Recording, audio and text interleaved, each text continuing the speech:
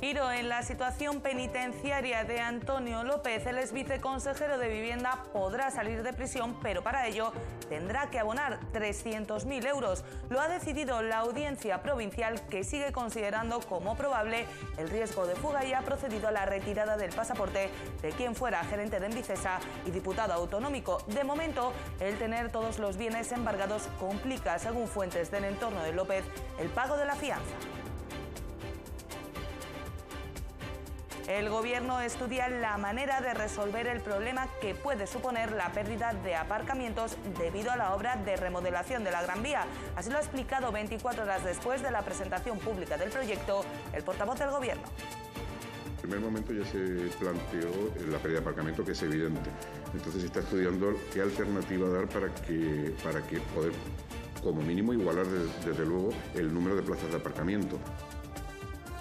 Y el Boletín Oficial de la Ciudad ha recogido en su edición de este viernes la lista definitiva de admitidos y excluidos a las oposiciones de Policía Local y Bomberos, unas pruebas cuya fecha está por determinar. El delegado de Comisiones Obreras en la Policía Local, José Manuel Ortega, se refería ayer en el programa Gran Vía al envejecimiento de la plantilla policial en los próximos años. Ahora mismo no existe el problema como tal, el problema vendrá a largo plazo, pero sí que es verdad que entre el año 2000 y 2003 entramos en una promoción de 160 policías, todo con una más o menos media de edad casi igual. Ahora podemos rondar a lo mejor quizás los 42 años así de edad. Muy buenas noches, bienvenidos a los servicios informativos de Ceuta Televisión. Estos que han visto son tan solo algunos de los asuntos que nos deja esta jornada de viernes. El resto, como siempre, se los contamos a continuación. Comenzamos.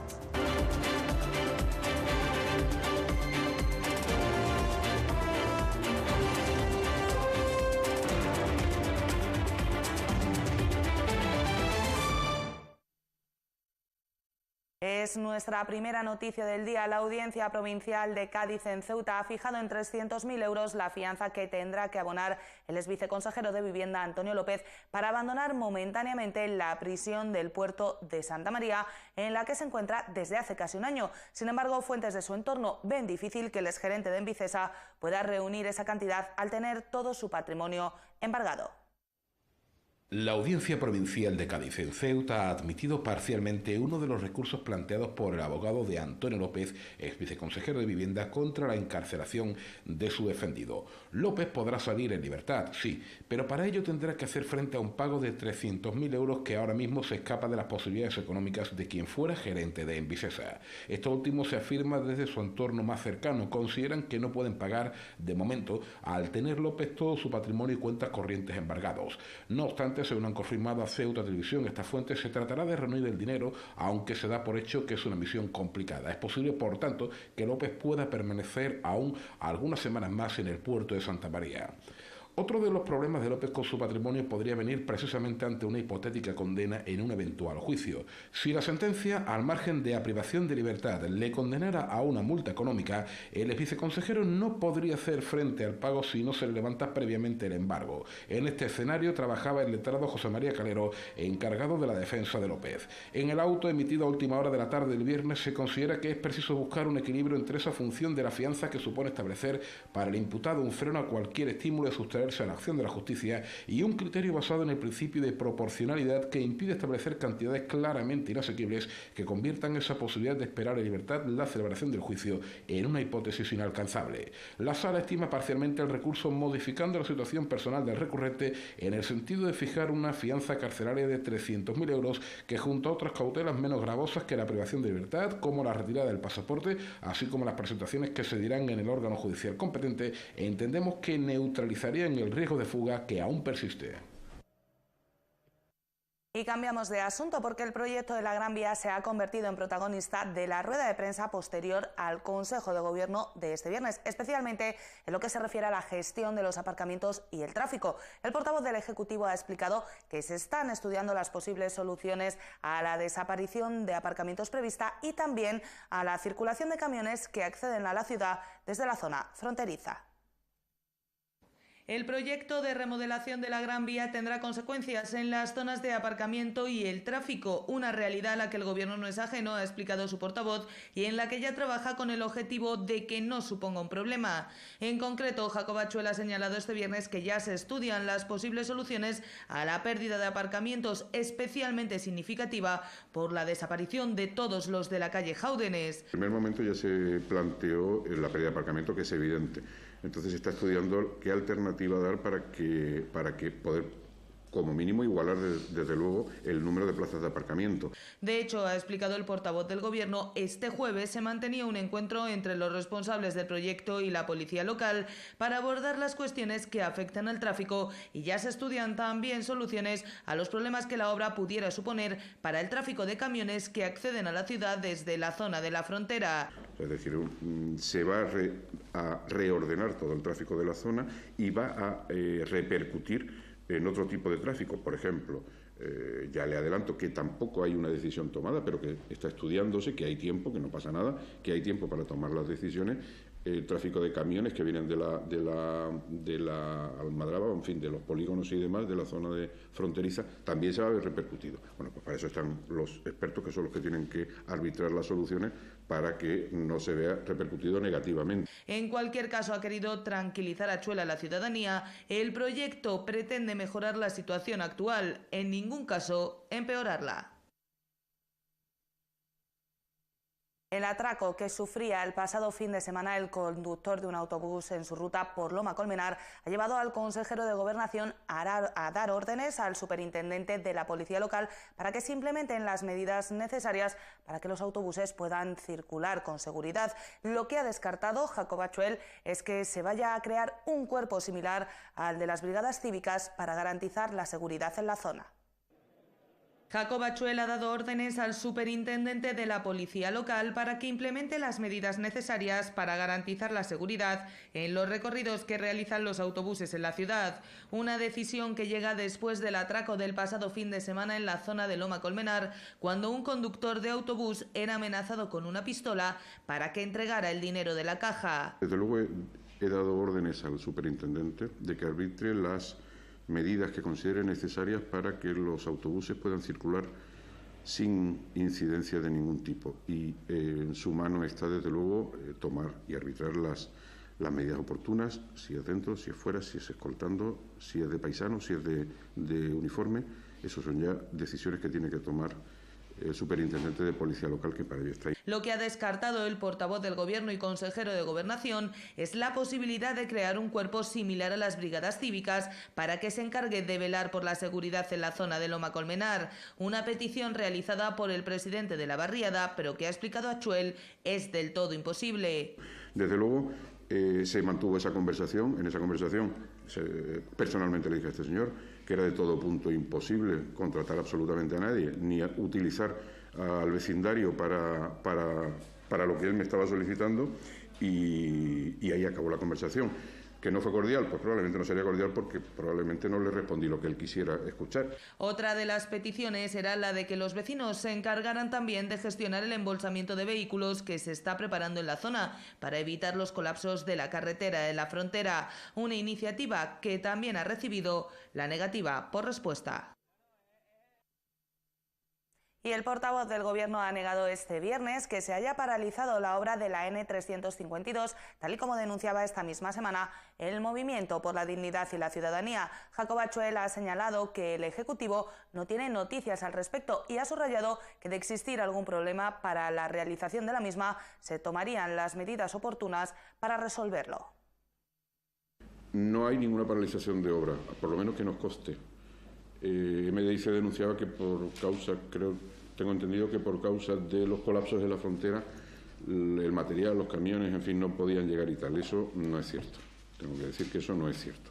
En absoluto se ha producido ese inconveniente.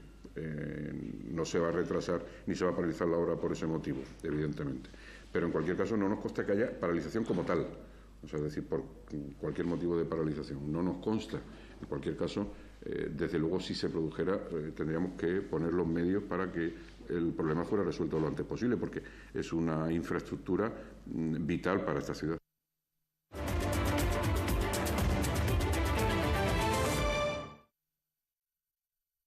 Es otra de las noticias de la jornada. El Boletín Oficial de la Ciudad ha recogido en su edición de este viernes la lista definitiva de admitidos y excluidos para las oposiciones de la Policía Local y Bomberos una vez concluido el plazo de presentación de alegaciones. Serán 15 plazas para el Cuerpo de Seguridad y 10 para el Servicio de Extinción de Incendios.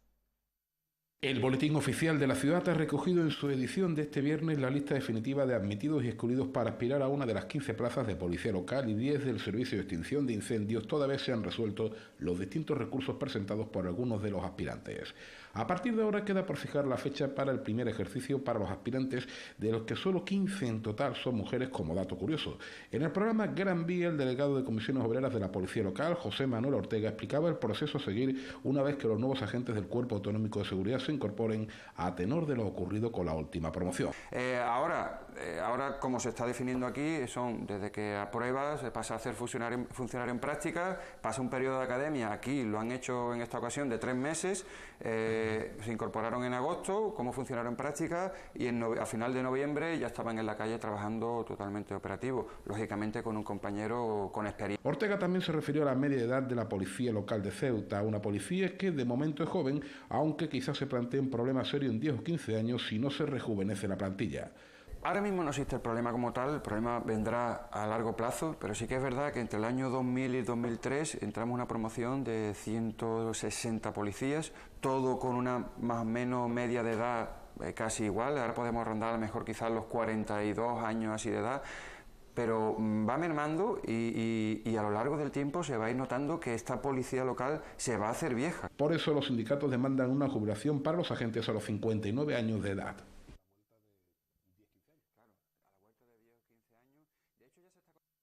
Pues precisamente este viernes el consejero de Gobernación ha calificado de éxito el número de aspirantes que se presentan a estas oposiciones para acceder a la Policía Local y los bomberos. Serán 175 los aspirantes en el primero de los casos y 125 en el segundo. Unas cifras, ha señalado Jacob Achuel, que permitirán elegir a los mejores. El consejero de Gobernación ha explicado además que la intención final es que una vez superadas las pruebas pertinentes y el curso de formación, los agentes estén en servicio este mismo año, no más allá del próximo mes de septiembre. Nosotros, desde luego, la intención final es que una vez pasado todas las pruebas, una vez superado la última prueba, que será el curso que siempre se les da a los que hayan superado las pruebas, no llegue más allá del mes de septiembre, octubre, como mucho. Es decir, desde luego en el presente año. Y si es posible, septiembre, octubre. Ya tenemos la experiencia de la convocatoria anterior, está muy reciente y por tanto está todo el sistema ya muy bien diseñado y muy bien pulido. Más cosas. El Consejo de Gobierno ha aprobado este viernes el convenio con la Federación Provincial de Asociaciones de Vecinos que se destina a las Brigadas Verdes por 3.413.000 euros. Las Brigadas Verdes cuentan con un total de 154 trabajadores y su labor es apoyar a los vecinos en el adecentamiento de las barriadas, ya sea mediante labores de jardinería y desbroce o mediante otro tipo de acciones de mantenimiento.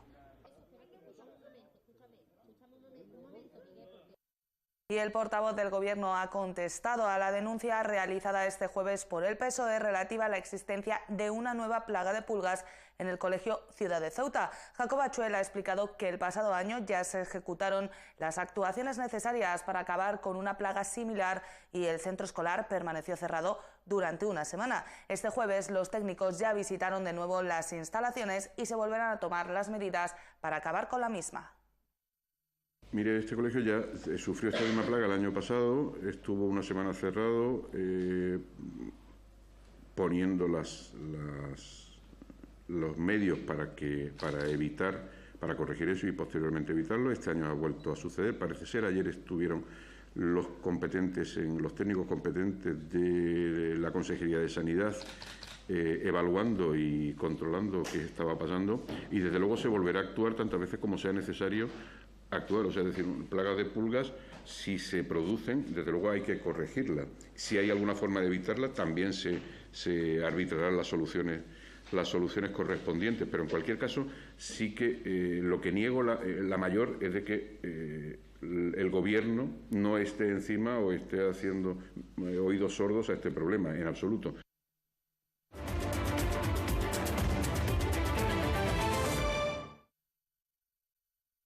Más del 24% de los alumnos ceutíes abandona de forma prematura la enseñanza obligatoria, lo que sitúa a la ciudad autónoma en el segundo puesto de España en lo que a abandono escolar se refiere, superada solamente por las Islas Baleares, cuyo abandono de la enseñanza secundaria obligatoria se sitúa en el 26,5%.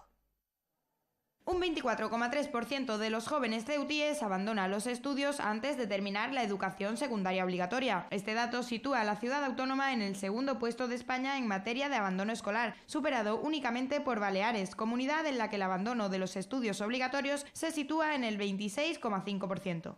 Este índice de abandono escolar refleja una tasa cuanto menos preocupante, que bien podría relacionarse con los altos datos de paro de la ciudad, que según la encuesta de población activa se sitúa a la cabeza del desempleo. Según los datos trimestrales del Ministerio de Educación, que se apoyan en la encuesta de población activa, publicada este jueves, el abandono escolar en España se sitúa en el 18,2%, un porcentaje que, aunque ha disminuido en los últimos años, sigue superando los objetivos de la Unión Europea, que establecen el 15%.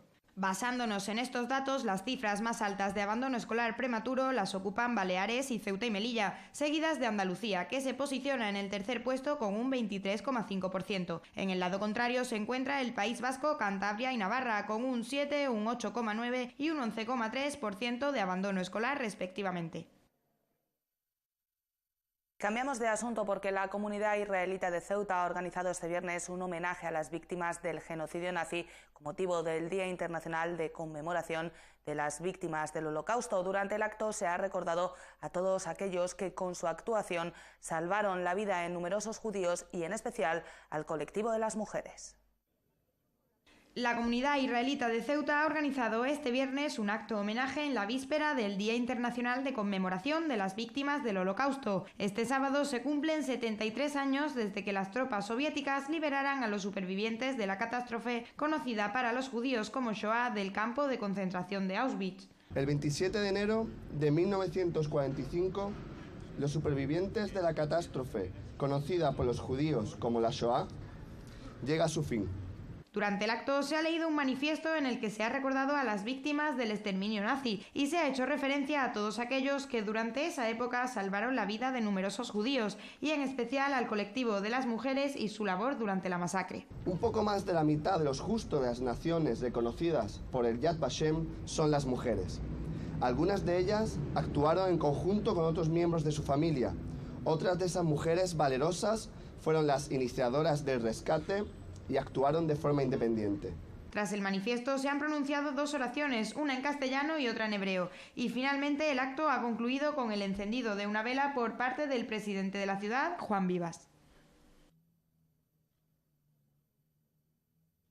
Y el párroco de la Iglesia del Valle, Ignacio Fernández de Navarrete, recibió en la noche de ayer las guardas para el pregón de la Semana Santa de 2018 en un acto celebrado en la propia iglesia. Fernández de Navarrete afirmaba sentirse orgulloso y decía que tratará de ofrecer un pregón a la altura de la Semana Santa de la ciudad.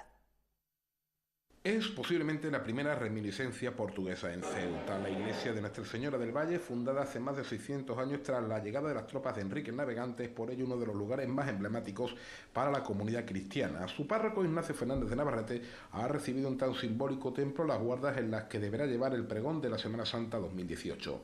Precisamente en el día de San Pablo, aquel que se convirtió tras varias dudas al cristianismo. Las dudas de Saulo fueron empleadas como metáfora por la presidenta del Consejo de Hermandades, Encarnación Mercado, para hacer referencia a las que ha tenido el propio pregonero a la hora de aceptar el encargo. Hoy es la Iglesia celebra la conversión de San Pablo. San Pablo es el patrón de los movimientos de cursillos de cristiandad, que su vida sacerdotal ha sido muy importante.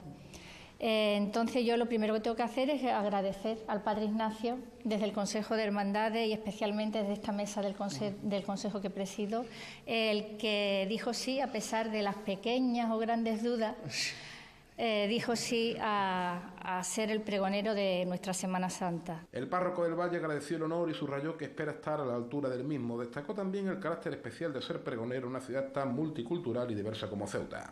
Yo simplemente espero poder ayudaros a todos vosotros, a la ciudad de Ceuta, a meteros en esta Semana Santa que a mí me parece singular por el lugar, en fin, por la diversidad en la población, por ser un crisol de religiones, de culturas. Y bueno, pues sencillamente me queda daros las gracias por vuestro atrevimiento. El acto, al que asistieron también antiguos pregoneros como Juan Antonio García Ponferrada o Eusebio Belmonte, comenzó con un ligero retraso sobre la hora prevista debido a que el director espiritual del Consejo de Hermandades y Pregoneros en 2014, Francisco Alcedo, tuvo que oficiar misa de difuntos en el tanatorio municipal al ser el párroco de guardia.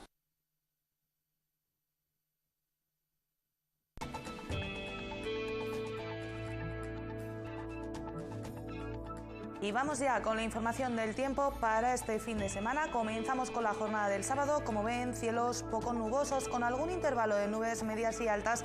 Ya por la tarde, las temperaturas más o menos como las de hoy, mínima de 11 grados, máxima de 16. El viento comenzará soplando de componente norte, eso sí, irá rolando durante la tarde a levante.